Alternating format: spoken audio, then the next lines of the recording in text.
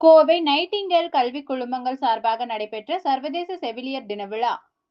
உலக பொருளாதாரத்தில் செவிலியர்கள் முக்கிய பங்கு வகிப்பதாக ஓய்வு பெற்ற இந்திய ராணுவ செவிலியர் பிரிவு பெண் அதிகாரி கருத்து.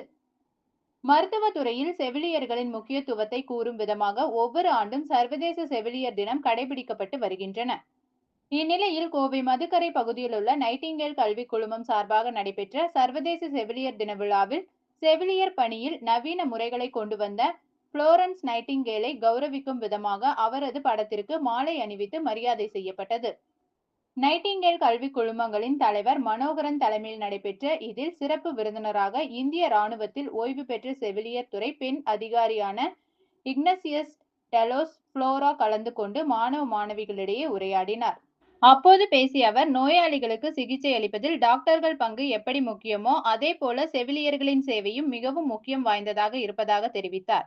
செவிலியர் துறை சார்ந்த பணிகள் ஒரு நாட்டின் பொருளாதாரத்தில் முக்கிய பங்கு வகிப்பதாக கூறிய அவர், மருத்துவத் துறையில் வரும் நவீன தொழில்நுட்பங்களை செவிலியர்கள் தொடர்ந்து கற்றுக்கொள்வது அவசியம் என தெரிவித்தார்.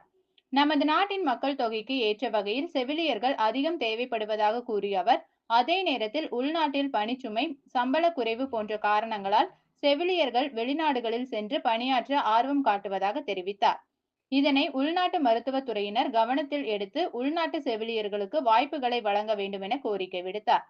தொடர்ந்து நடைபெற்ற நிகழ்ச்சியில் நைட்டிங்கேல் கல்விக் குழுமத்தை சேர்ந்த முதல்வர்கள், துறை தலைவர்கள், பேராசிரியர்கள், ஊழியர்கள் உட்பட அனைவரும் விருதுகள் வழங்கி கௌரவிக்கப்பட்டனர். இந்நிகழ்ச்சியில் நைட்டிங்கேல் கல்விக் குழுமத்தின் செயலர்கள் ராஜீவ், சஞ்சய் மற்றும் கல்லூரியின் முதல்வர்கள் முனைவர் சோபியா ஜூலியட், ராஜன், மும்தாஜ், இந்துலதா, பொன்னம்மாள், அன்னம் மற்றும் துணை முதல்வர்கள் துர்கா, முகில், சிங், திலகவதி உட்பட ஆசிரியர்கள், மாணவ மாணவிகள், பெற்றோர்கள் என பலர் கலந்து கொண்டனர்.